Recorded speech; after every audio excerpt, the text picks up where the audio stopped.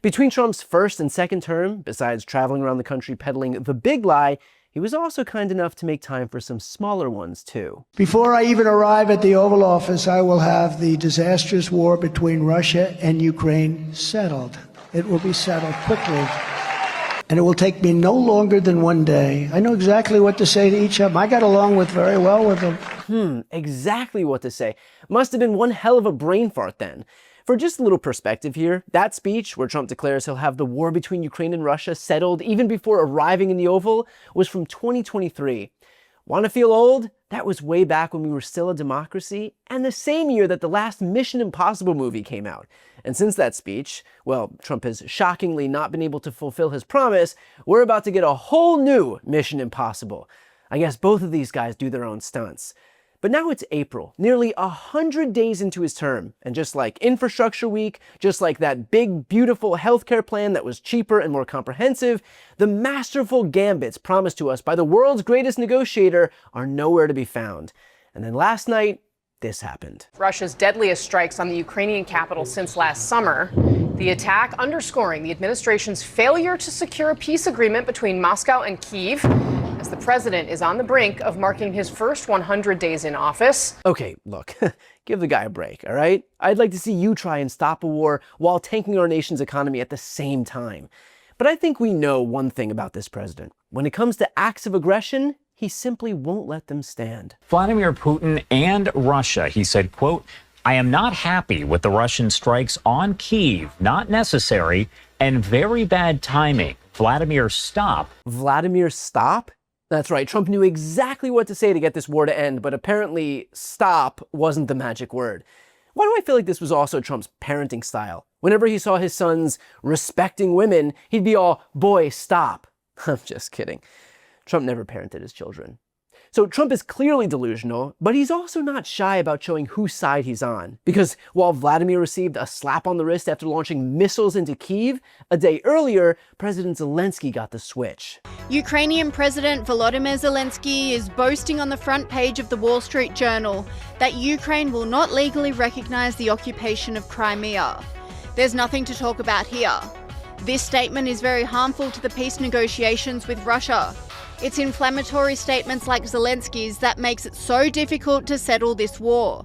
He has nothing to boast about. The situation for Ukraine is dire. He can have peace or he can fight for another 3 years before losing the whole country.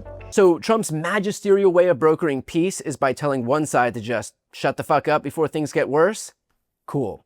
But regardless of Trump's bluster, what he's not saying is that Zelensky should recognize Crimea as a part of Russia. Maybe that would be the policy under Obama or Biden, but not Trump. Handing it over to Russia or recognizing it as Russian territory is a reversal of Trump's own policy from 2018. Okay, in fairness, how do we expect Trump to stop a war overseas when he's still at war with his own previous policies? This level of brilliant diplomacy has obviously been going on for some time now. Unfortunately, time doesn't equal clarity. What his administration's been saying for a week now, many of them, is that if you don't do a deal, we're out. How much of that is negotiating and how much of that is serious, do you think, Mr. Ambassador? We don't know that, and we also don't know what being out means. No one does. The news is bringing on decorated diplomatic professionals and asking them to comment on Trump's inane juvenile ramblings. One quick follow-up, how would you define a bigly victory? Maybe the reason that Trump and his crack squad of negotiators aren't able to figure out a peace deal is because he initially tried negotiating without 50% of the parties. There are multiple levers this administration could pull if they truly wanted to exert force over Putin. They could sanction Russian banks, sanction Russia's energy sector. There is so much economic pressure that could be applied, but that's not happening because Trump doesn't want to piss off his crush. As J.D. Vance said just the other day, the plan is basically to declare the war over with Russia getting to keep their spoils. But it's now time, I think, to take, if not the final step, one of the final steps, which is at a broad level, the parties saying, we're going to stop the killing, we're going to freeze the territorial lines at some level close to where they are today, and we're going to actually put in place the kind of long-term diplomatic settlement that hopefully will lead to long-term peace. I've got to hand it to J.D. He makes doing absolutely nothing really sound like he's doing something. And remember, while America screws over Zelensky, What's most important is that JD gets some gratitude. Have you said thank you once this entire meeting? No, in this entire meeting, have you said thank you? You went to Pennsylvania and campaigned for the opposition in October. Offer some words of appreciation for the United States of America and the president who's trying to save your country. Yeah, sorry, JD. Zelensky's been meaning to send you a bouquet, but it's just that all the flower shops have been firebombed. But clearly, all of this negotiating is apparently making Trump exhausted because he just wants to get the damn thing done. Look, I just want to see the war end. I don't care. If they're both happy, they both sign an agreement. I have no favorites. I don't want to have any favorites. I want to have a deal done. Sorry, if they're both happy?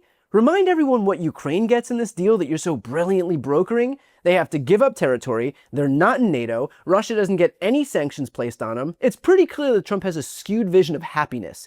But look, just because Trump's negotiating tactics have completely failed at every turn, doesn't mean he hasn't learned something along the way. We have about 5,000 young people a week that are dying in that ridiculous war. And, I started out because I didn't like all the money that we were paying, and then I realized how many people were dying. And that's by far the more important element right now. I swear, Trump is that guy who talks like he's voicing some deep, profound piece of knowledge when it's actually just something that everybody else has known all along. Oranges are a delicious fruit, but you'd be surprised to know that they're even tastier when you peel them. Trump and his team have failed so horribly in their own non-power play against Putin that they are using Russia's recent strike on Kyiv as an example of how much better things would get if Ukraine would just accept the terms of the deal. This war is endable. Both sides just have to agree to it. We've shown them a pathway forward. We've discussed those ideas. It was a good meeting yesterday. There'll be good meetings over the weekend. We've shown them the finish line. We need both of them to say yes. But what happened last night with those missile strikes should remind everybody of why this war needs to end. It's horrible those missiles landed. What's even worse is there are today people that were alive yesterday that are not alive today because this war continues. Yeah, thanks for explaining how war works. Americans have not liked the tragedy for some time. Or did you think all those cookies and murals were just because people dug the color scheme?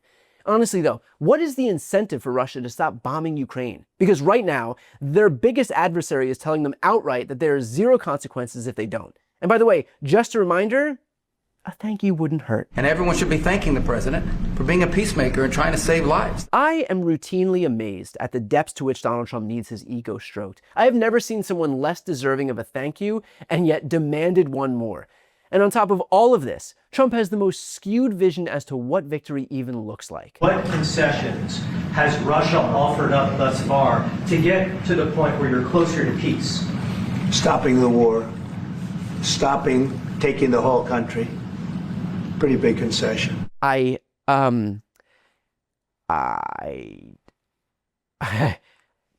think this better explains how I feel. Everyone in this room is now dumber for having listened to it. Trump's play with Putin is another example of this president being cozy with autocrats and hostile to allies. That's why, despite his insistence that every country is running to the negotiating table, we have 18 proposals on paper from nations around the world. Trump is abandoning our allies and surrendering our membership in the democracy club because he wants to join the autocrat club.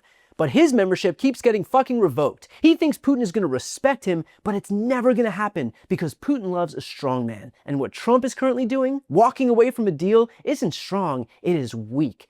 When Trump writes stop to Putin, he thinks he's telling him, but the rest of the world knows that he's just asking. Trump has spent years boasting about how quickly he would end this war, but all he did was put himself in the palm of Putin's hand and destroy America's brand along the way. And the delusion is that he thinks he should be applauded for it. Dude, right now, the markets are crashing, 401ks are gutted, the war that you promised to end is surging, the inflation you promised to eliminate is spiking, the costs you promised to lower are rising, and you thought today would be a great day to promote your 2028 campaign swag? Only Donald Trump is deluded enough to wait until he turned everything he touched into shit, and then decides, if I'm picking up what you're putting down, 4 more years.